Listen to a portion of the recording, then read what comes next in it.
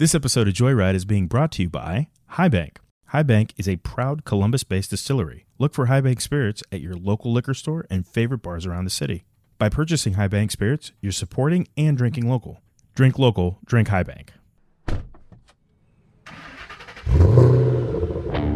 You're listening to Joyride, a podcast for people who love cars.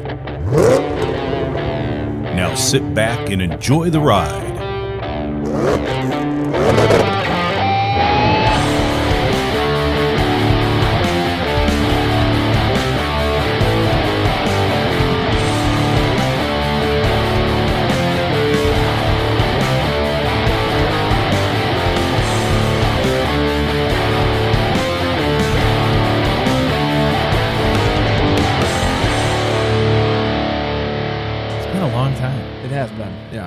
When's the last time we sat down and did a podcast?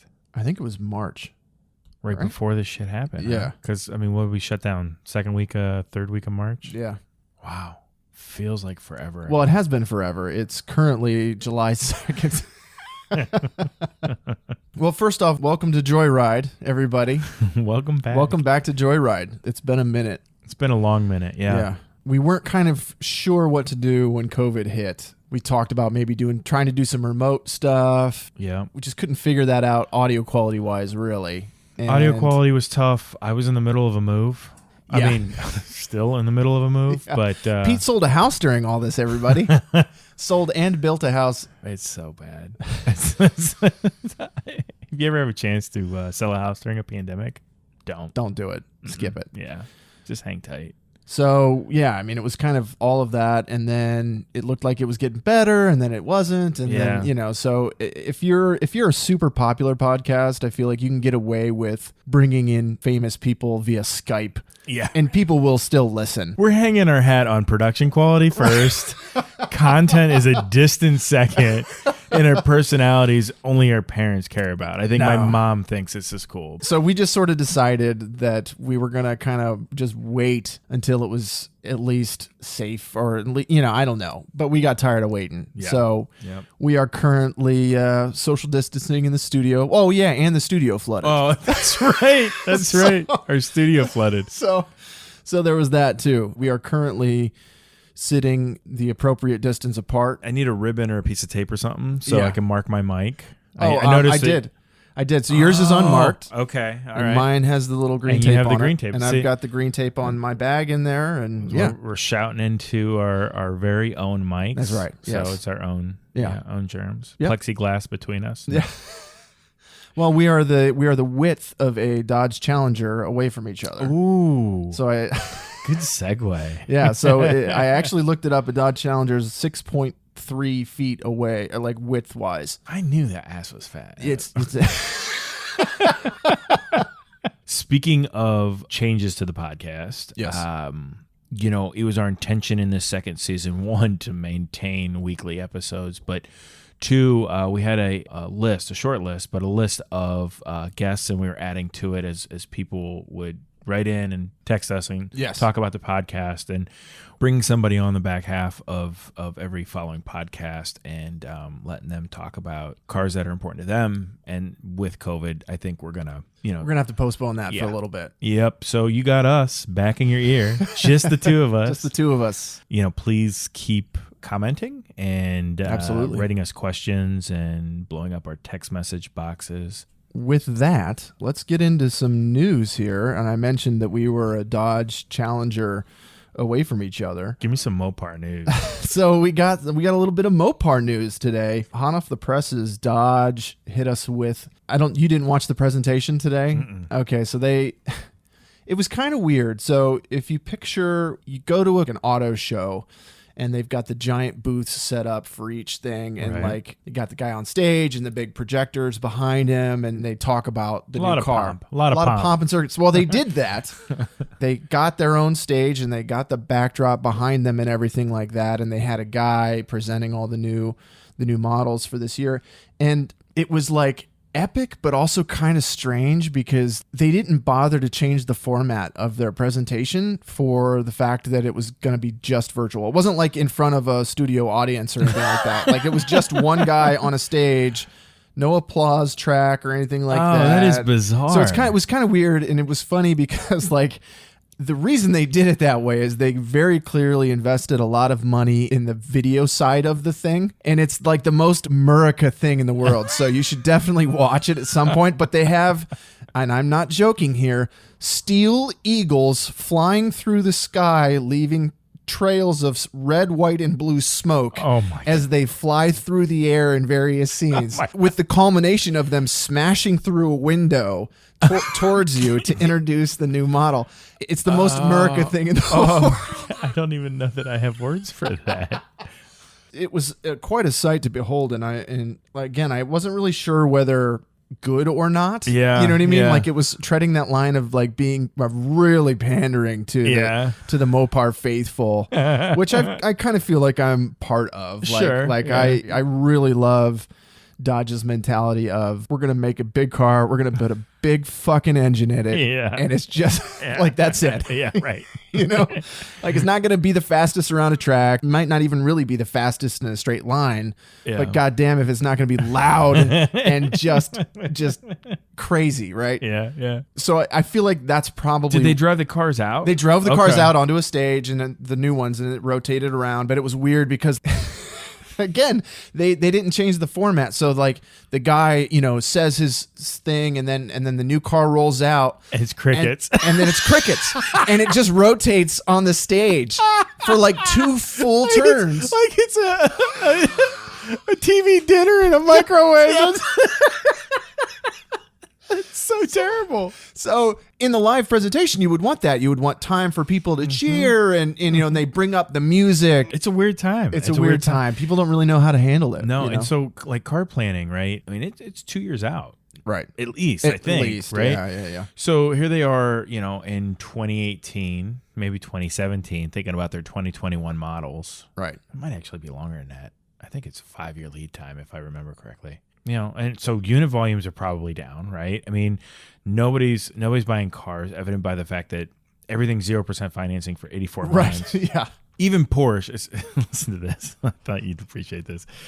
I love how like Porsche is still so elitist that they took the time to advertise to me that they'll finance me on a Porsche, but they still won't do it for any less than 1.9%. Wait a minute. And like you'll see it with Mercedes and BMW too. Like their best financing offers short term at like 90 basis points, right? And you've got Chevy and Ford over here doing 0% for 84 months, and you skip your first 3 payments. Right. You know what I mean? They're shoving cars off of the lot. Like I watched Doug DeMuro bought a new car. He bought a Kia Stinger. Oh, I saw that. But it's new. It was a 2018, and he bought it new. It sat on a lot for that long. No. Yeah. Wow. Yeah. So that situation's all over the place, where just inventory is just sitting. You would think, that would have had to been the floor plan interest. Because you got to pay interest while it sits on the lot. Dealers aren't in the business of holding cars more than 90 days. Their floor plans won't let them. So, that's interesting. I'll have to watch that video to see if he talks about it. But my entire point before I got off on my tangent was, here you are 5 years ago planning for this epic reveal, and not only do you not have an epic reveal, but nobody's going to buy your cars anyway. Right, yeah. The reveal was Dodge came out with 3 new in quotes. I think the biggest of those is the Dodge Durango Hellcat. So they finally That's cool. took the Durango and they revamped the outside, they revamped the inside. Do you think though, because Jeep and Dodge, like, do you think like it's just a rebadged Trackhawk? You're talking about underneath. Like, is it the same thing? They probably have to share some components, I have to imagine. I should probably read up on that. Dodge Durango Hellcat, obviously V8. Automatic, 710 horsepower with 645 pound-feet of torque. Can accelerate to 60 in 3.5 seconds. Oh my gosh. With a top speed of 180 miles an hour, and it'll tow 8,700 pounds. What's the top speed? 180 in a Durango? 180 miles an hour. Oh my God. Yeah. It's insane. Would you buy one? So I looked into Durangos when we were figuring out our big family vehicle, the back isn't big enough for me. Yeah. So the third row, you have a third row, but then you lose like all your trunk space, and it's really cramped back there. I actually knew somebody that bought a Durango new, and she traded it in almost after 6 or 8 months. Yeah. Because she's got three boys, and they were 6th to 9th grade, and they all played sports. Oh, she's you need way more. Yeah, you need way more room. She traded in on a minivan. Yeah, I mean, I get what Dodge is doing there. You know, the people have been wondering whether they were going to do the Hellcat for the Durango, and I kind of think it would have been cooler if they did a Dodge Caravan Hellcat. Because you see that a lot where people have modded out a passenger van, you know, because the wheelbase is so long and they can really, weigh down certain things or whatever. Do you think that's like bad parenting 101, like buying a 600 horsepower minivan? No. Because you're not dragging it. You're not dragging kids are in the car. No. And the kids help weigh down the back anyway. Oh God. So they keep the weight over the rear tires. If I was a huge Dodge guy, I see that Durango, right, and that setup as like a stable piece, right? Like it sits in the garage.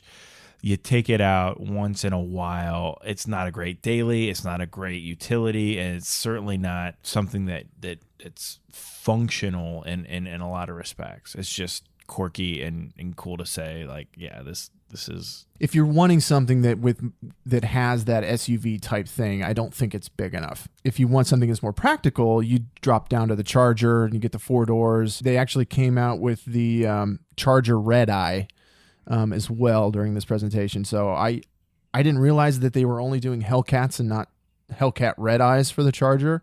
I didn't either. I had no idea, but I'm more of a Challenger guy personally anyway. I think the idea of I like the idea of the Charger, but I just don't like the way it looks. Yeah.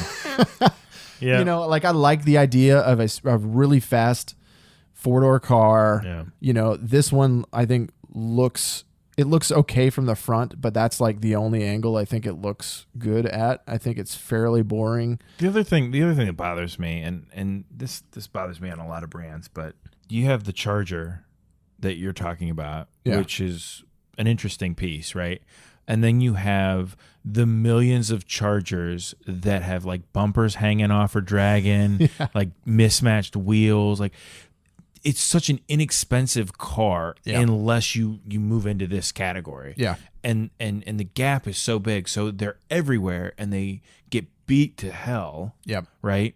And then you have a nice one. It's like, why am I going to spend this kind of money for everybody to think that I just got another, like a $12,000 like State Highway Patrol cruiser at auction? They do look different, but I don't think they look different enough. Yeah. And it was funny. They even said that in the press conference, well, the reveal or whatever, that you get the same silhouette with each car. The Challenger always looks like the Challenger. Like, they don't add a bunch of stuff to it because they believe in, like, if you're buying into their brand, they want you to experience it. And so they make it a point that they all look fairly similar.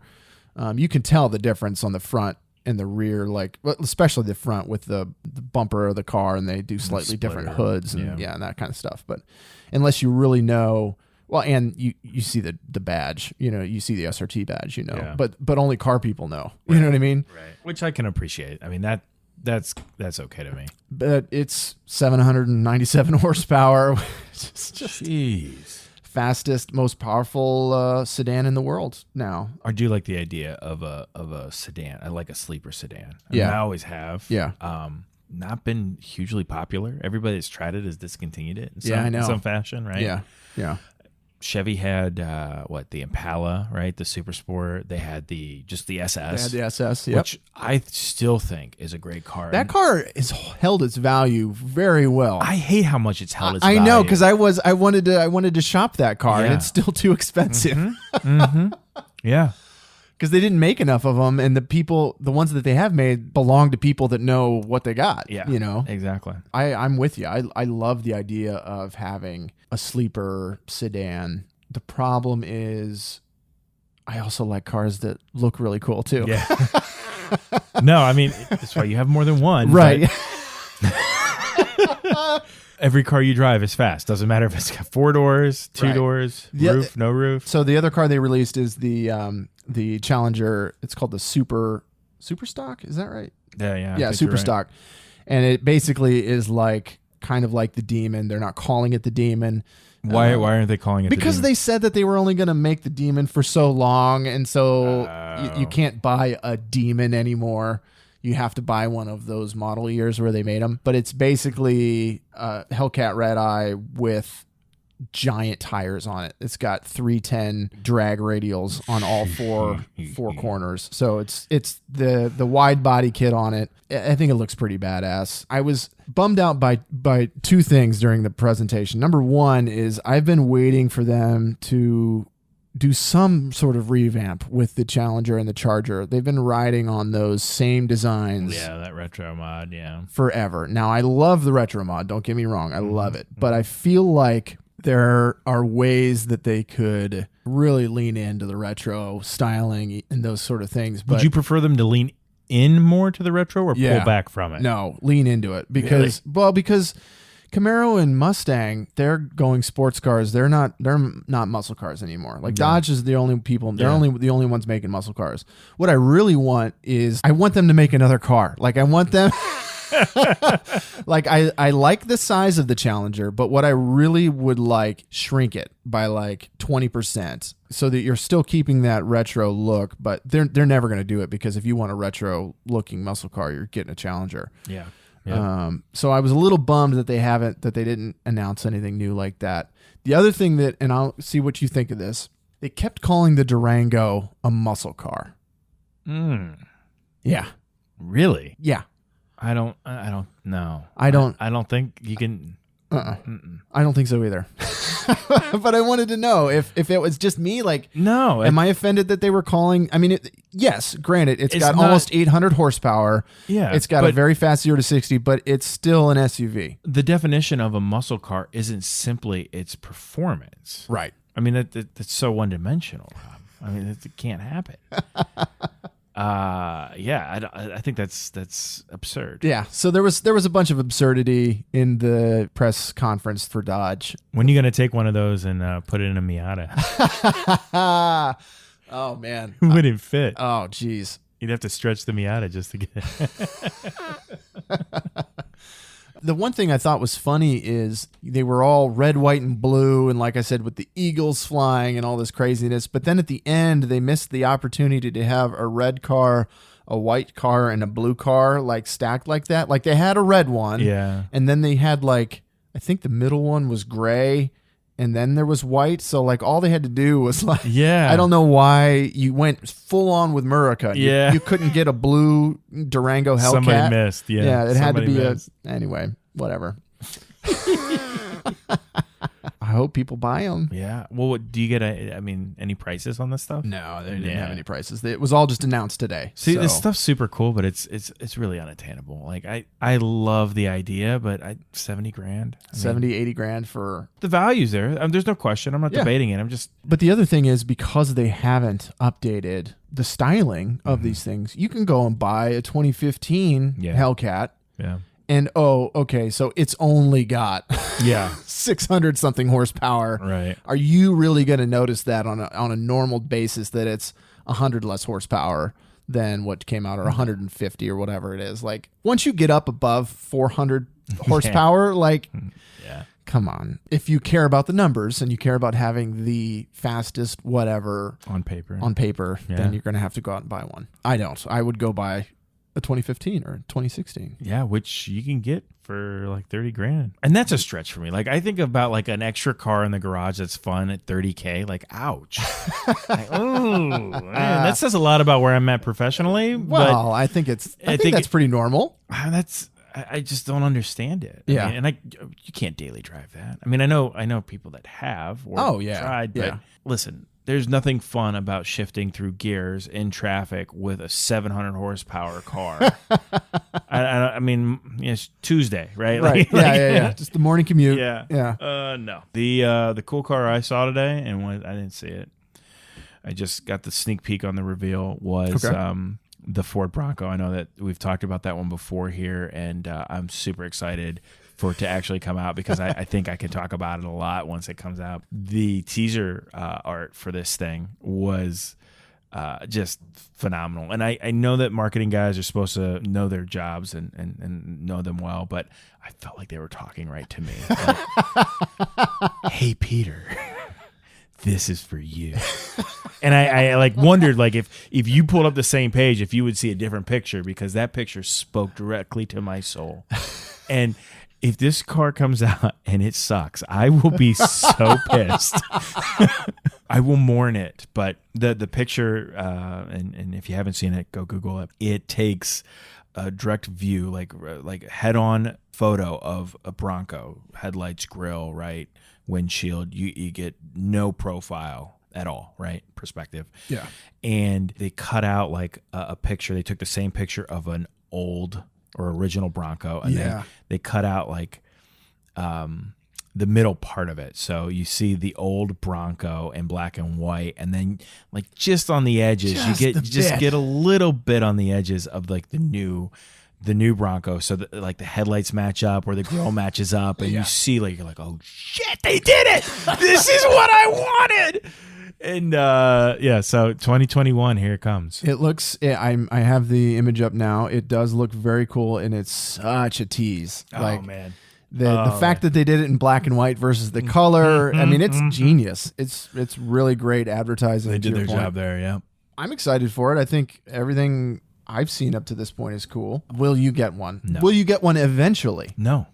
Not eventually? I will be not like 7 years from now? No, I will be super curious and kick the tires, pretty hard. But I'm fearful that it will not live up to the functionality that I need on my day to day, and thus can't justify spending 38 or 45 grand, whatever they're going to come out at, to have an expensive, like the same reason I'd pass on a Tahoe, right? A Tahoe's 42 grand, right? Used, gently used. I got no use for a Tahoe. I need more space. I need more and I think the Bronco's going to be even smaller, right? That's my guess. Yeah. If I was 10 years ahead in my life, my boys are coming up on 20, just me and my wife. Couple of dogs. Yeah. As long as the towing capacity is there. Yeah. Because even like with the Durango, you said 8,700. That's light if you actually do need to tow or pull. Right. So, we'll see. But I don't think I'd get there with it. But I'd want to. Right. But you're going to fantasize about it. You're going to dream about it. Yeah. Yeah. Because you're already doing that. Oh, man. They've teased the grill before of the actual car where it's got the circular headlights and the name in the front. I think it's going to be an oversized Jeep Wrangler. Probably. And not like the four-door Jeep Wrangler, but like an oversized Jeep Wrangler. Right. And I can't use it. I just can't do it. There's nothing about it that would work for me. We're going to figure out a way, Pete, for it to work for you. Do you know when they're going to... Okay, so... 2021, I think. No. The reveal date, July 13th. That's my birthday! No way! Yes! Oh, happy birthday! That's meant to be. Man. I got to do it. Dude, that's a sign. July 13th, reveal date of the Ford Bronco. We've talked about how much we love manual transmissions in cars, and how on one aspect I can understand why certain manufacturers for certain models are cutting out the manual transmission, and on some models I don't understand, even though I do understand. They want the fastest 0 to 60 times. Yeah. They want the best gas mileage. They want all that stuff. And the way that you can take out all of the guesswork is by making it an automatic, so you can lock in those numbers, right? And they always tout that the automatic's faster. You can't shift faster than an automatic, So if you really want to go fast, you're going to buy the automatic. Well, Ford has figured out somehow to make their automatic slower than a manual. What? So, not on purpose. The new automatic in the Ford Focus ST is slower than the manual to 60. Oh, wow. Yeah. So that's a black eye. Yeah. Wow. Yeah. So this comes to us from Car Throttle, this article. It can do 0 to 60 with launch control in 5.7 seconds. With the manual, it'll do it in 6-point-something seconds in the auto. Yeah. So it's like, 0.3 seconds. What'd they say? Like Like, I don't know. It has something to do with that they have like a new automatic adaptive shift scheduling transmission in there. So it like will shift differently based on how fast you're driving it. And I just don't think it's tuned. it doesn't know that you want to go fast.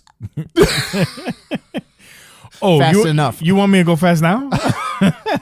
So it changes the timings and everything like that. Apparently, that's so it sounds so like smart it's it's too dumb. Yeah, it's too That's awesome. complicated. I think. Oh my gosh.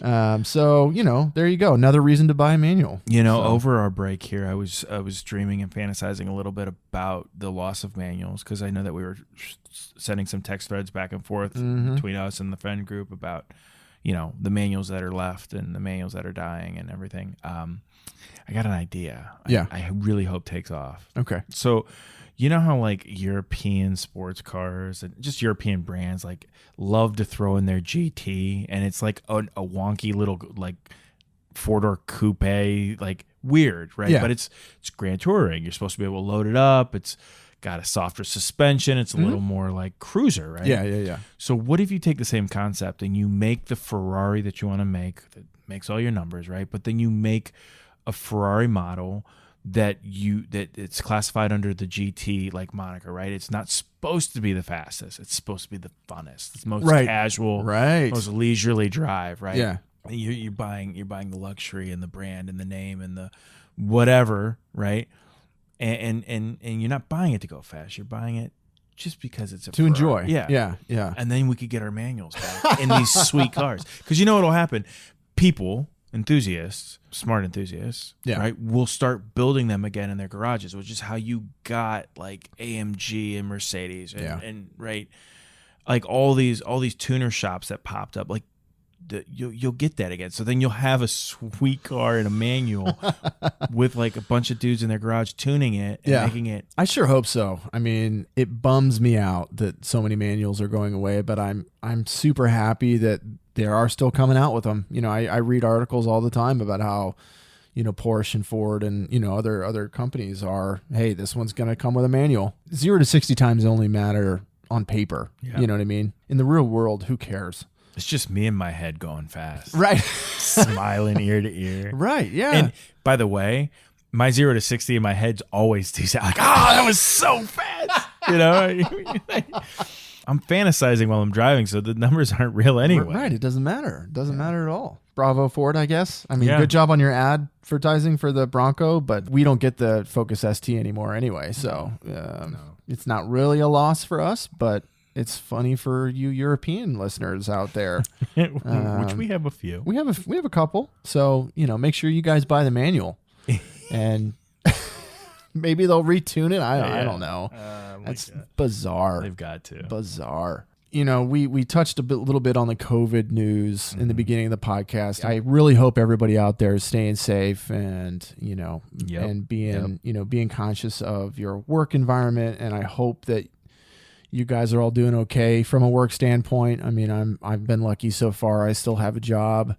I know you still have a job. Yep. I know a lot of people who don't anymore. Right. I'm really hoping that all you guys out there are doing all right. Part of that is the auto industry is not doing so great right now because with people making less money and being furloughed and being fired, they're not buying new cars. It's an expense you can put off, right? Especially when you already have one that's working and it's cheaper. It'll always be cheaper to fix a broken car than to buy a new one. Yeah. Jalopnik posted the sales figures for a bunch of other brands, the Q2 sales. So VW is down 29% this quarter. Wow. Nissan is down 50%. Oh, God. Infiniti is down 44%. Toyota's down 28%. In June, they're down 28%. In quarter two, they're down 35%. Wow. So I mean, it's just that across the board. Cadillac's down 40%. GM as a whole is down 34%. You know, it's crazy. I was looking at a truck, thinking I was going to get some spectacular deal given these numbers. You would think. No. Yeah, I think there's still, it'll get that way. It has to. I mean, well, yeah, inventory stacking up on everybody's lot, right? Yeah, I mean, it's crazy. Mitsubishi's down 58%. I didn't even know Mitsubishi was still around. Yeah. I don't think Mitsubishi knows they're still making cars. That's part of the problem. It's a shame because it's also tough to say, hey, no, you need to go out and support the auto manufacturers. Yeah. But when you say it's a luxury to buy a new car, Yeah. and where are you driving? Right. Everybody's working from home now, mostly. This is so much different than any other slump or recession this is bizarre times for sure. It's craziness.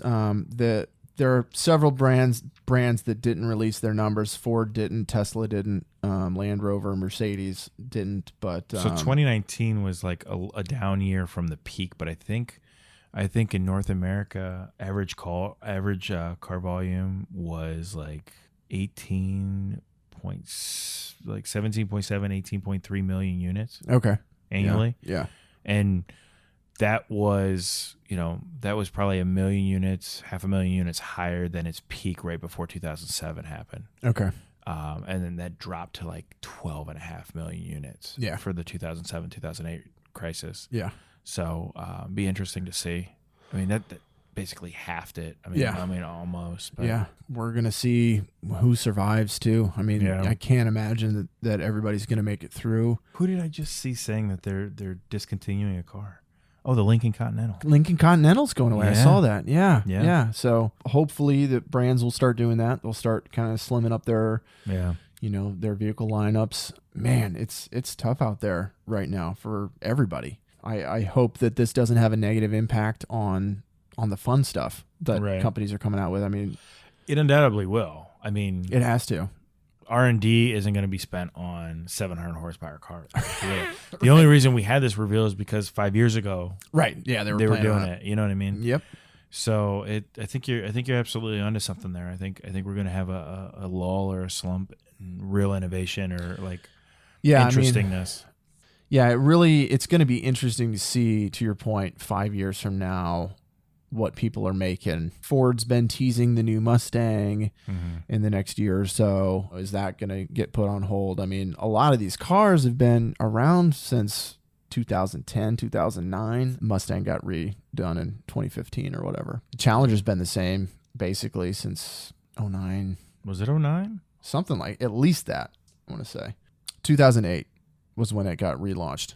Even when they revamped it in 2015, they changed the front headlights and the rear tail lights, and that was basic. And they, redid the interior a little bit. So it wasn't like they, came out with a whole new model essentially. But maybe this does open up some room for some innovation. I mean, there are certain car brands that have gotten away with making stuff that's really out of the subpar.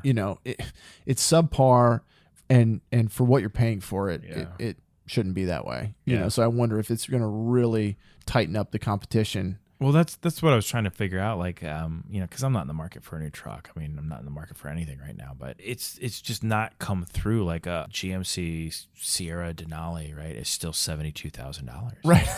Like, wait a minute. Yeah. Maybe that buyer isn't COVID affected. I don't know, or maybe the inventory just hasn't gotten to a gluttonous state yet. Yeah. But even they're running $12,000 off last year's model.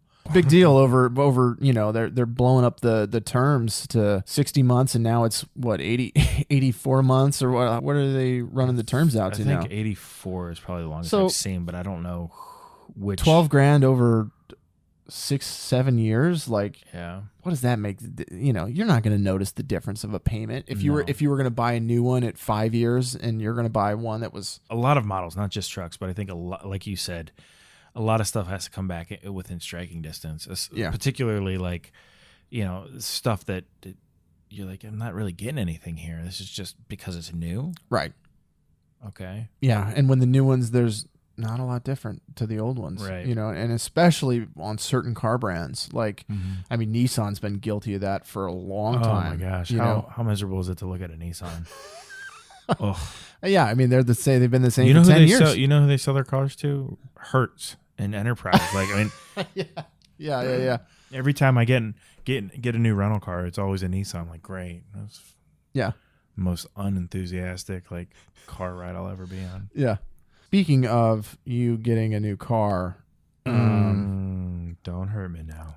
Pete, you made a slight adjustment to your fleet. I did. Since the last time the podcast went out. I did. You did a thing that you said you weren't going to do ever, and you did it. What did you do? I accidentally listed my 86 E30 on Craigslist, and somebody bought it. Yeah, it had been listed for a while. I had kind of a unrealistic price, I thought. I mean, I knew the car was worth it. Yeah, I thought an enthusiast would think it's worth it, but at the same time, it's a fairly niche buyer. Yeah, for the area, just in general. Got a lot of like, text messages, can I, cash right now? Like, I'm like, what, I don't remember what I asked. I think I asked like $4,500 for it. Okay. Not an outrageous price. Yeah. You get the text message. I'll give you $2,300 cash right now. Yeah. Like, don't waste my time. Don't text me. I texted one guy back. I said, I'll take your $2,300 as a down payment. No, I'll take your $2,300, but you don't get to start it. Now you want the deal? I mean, like that. What a ridiculous. Yeah, but I mean, you get that all the time. Yeah. Low ball. Some kid.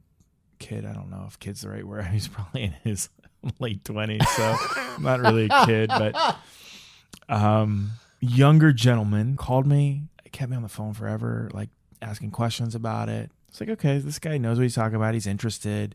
Went back and forth on text message quite a bit with like legitimate questions, and said he'd like to come down and see it. And he's from Cleveland. I was like, wow, okay, he's not coming. And no, right. This is second week in April. So COVID. Okay, so COVID is happening. Yeah, we're shut down. Nobody knows why or how bad or what. Right. Yeah, there was a lot of unknowns at that point. And so I agreed to meet him because it was already in storage. Like there weren't anybody around. He drove down from Cleveland with his girlfriend.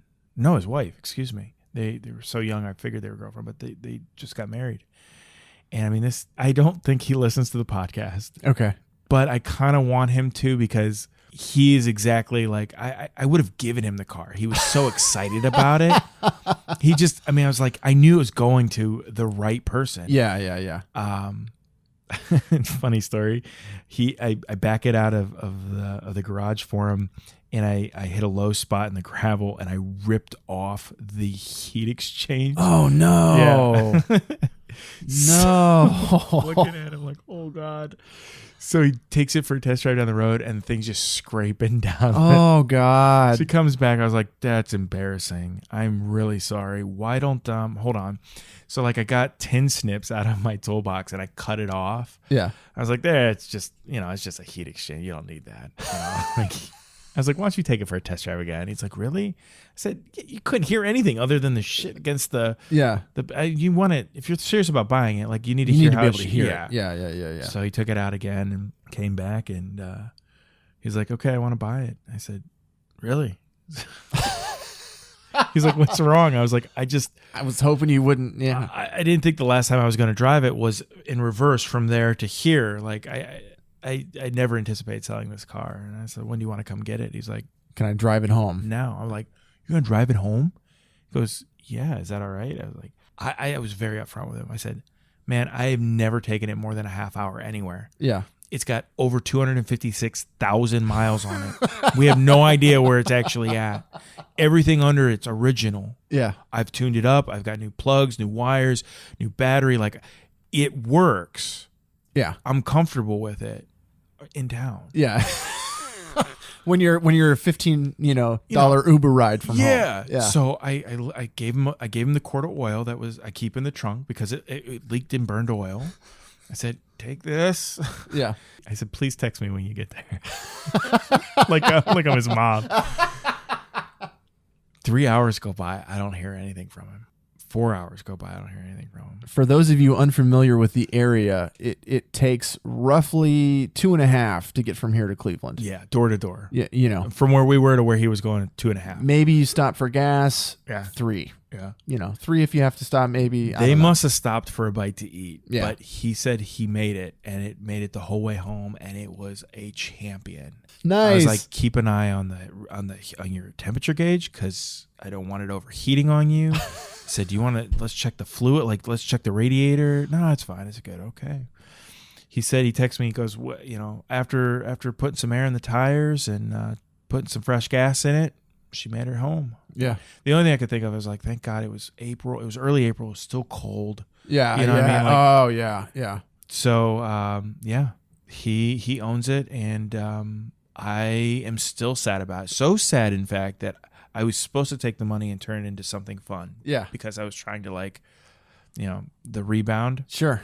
And I just couldn't. I couldn't bring myself to do it. Oh man. So that hurts. I'm literally like looking at this in the bank account, going, if I buy something else, then it's truly over. Like, even though I know it's over. It's over. It's over. It's gone, man. You never. It's not. So yeah. That's the story. Tough. It was tough. it was a weird day. Most people don't go into a car sale thinking they're not going to sell. Hoping They're not going to yeah. sell. I was mad because I was wasting time on a Saturday. Like, oh, I gotta show this guy. He gave me $4,200. He's like, I'd like to give you $4,000. I was like, if you do 42, you can have it. Keep some money in case you need a tow. That's what I told him. I said, save you $300 in case you got a tow at home. Yeah. And his wife, God bless her. Did she go on the test drive with him? Yeah. Okay. Oh yeah. My impression of her, and we didn't talk much, was young, in love, recently married, doing what my man wants to do. Okay. He's done a lot. I don't know what a lot means. I don't know if he's helped like buy a small little starter home. I don't know what, but you could tell like he has done a lot. Yeah. Whatever that means to her, for her. So she is reluctantly allowing him to finally indulge one of his passions. Right. And I mean, the kid couldn't stop grinning. I mean, that's why I was like, I have a terrible poker face. I would have given it to him because I knew how much he looked. I mean, he was just like, wow, yeah, oh yeah, I could, yeah. I was like, sweet. Well, at least she's in a good home. Yeah, she's in a good home. Now, how long had you had the E30? How long was your relationship? 3 years. 3 years. Yeah. Okay. All right. Yeah, I always envisioned keeping it. Yeah, I know. And adding to it. I had asked you about it a bunch of times about, keeping it, investing in it maybe. You know what my problem is? What's that? I need to recycle the cash in order to continue to fund this addiction. And so, yeah, if I don't sell it, I don't get another car. You don't get another one. Now, that was the first car that I was like, I might be okay not getting another car. Yeah. I mean, it was like, it was a big itch, and driving it always was satisfying scratch. Bigger and better things in the future. Once you go through the 12 steps of grief. You know what I replaced it with? It's sadly sitting in its exact space in that garage. Oh, what's that? A tractor. Same 0 to 60 time, probably. Oh, now be nice. Well, guys, that's another hour or so of the Joyride podcast. It has been our honor and privilege to be able to bring this to you tonight. We really did miss this. Please like, subscribe, follow. Yeah. Reach out to us with comments and questions at the email. Contact joyridepod@gmail.com. Hit up our website, joyridepod.com. You can find other episodes there. Follow us on Instagram, joyridepod, once we can actually get outside and start taking pictures of things again. Thank you to our sponsor, High Bank Distillery. Go check them out at highbankco.com. Until next time, enjoy the ride.